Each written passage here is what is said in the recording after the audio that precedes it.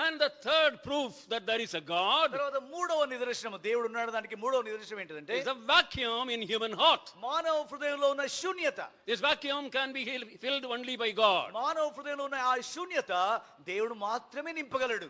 Money and prosperity and plenty cannot, and property cannot fill it. డబ్బు, ఆస్తి, సంపాదన, హోదా, స్థాయి ఇవన్నీ కూడా మన ఖాళీ హృదయాన్ని నింపలేవు.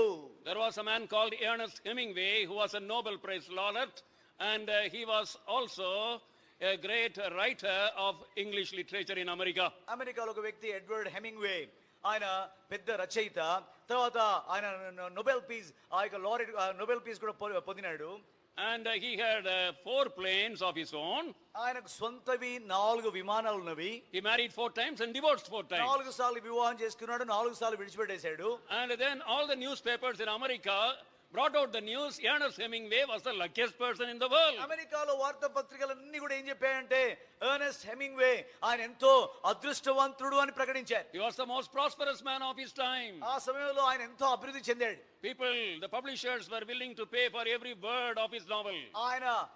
ఆయన రాసిన ఆ యొక్క ఆ నవలలోండి ప్రతి మాటకు ప్రజలు వెల ఇవ్వాలని కోరినారు. And this man, same newspapers brought the news that with his own gun he committed suicide. ఈ మనుషుడు ఈ ఎర్నెస్ట్ హెమింగ్వే ఆయనే తన సొంత తుపాకీతో ఆయన కాల్చుకొని చచ్చిపోయాడు.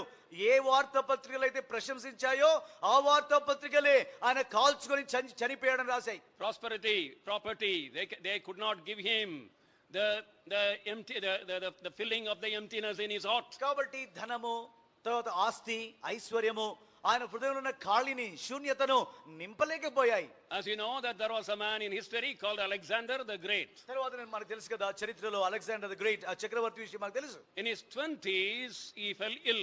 ఆయన 20వ సంవత్సరంలోనే ఆయన వ్యాధిగ్రస్తుడయ్యాడు. His desire was to bring the whole world under one umbrella of his rule. ఆయన కోరిక ఏంటిదంటే ప్రపంచం అంతటిని జయించి తన పరిపాలన క్రిందికి తీసుకొని రావాలి అని ఎంతో ఆశించాడు. And he was longing and thirsting after power. కాబట్టి అధికార అపేక్ష కలిగి ఎంతో తహతలాడుతూ వచ్చాడు. And he fell ill and he was about to die. ఆయన వ్యాధిగ్రస్తుడయ్యాడు, చనిపోబోతున్నాడు.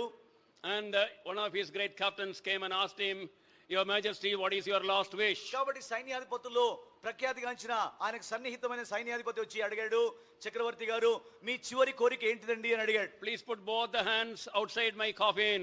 అప్పుడు ఆయన ఏమన్నాడంటే నా యొక్క శవపేటిక లోపటి నుండి నా 2 చేతులు బయట పెట్టండి అని చెప్పాడు. Why, Your Majesty, you want it? అప్పుడు ఆయన అన్నాడు, ఓ చక్రవర్తి ఎందుకు అలా కోరుతున్నావు? Empty handed I came.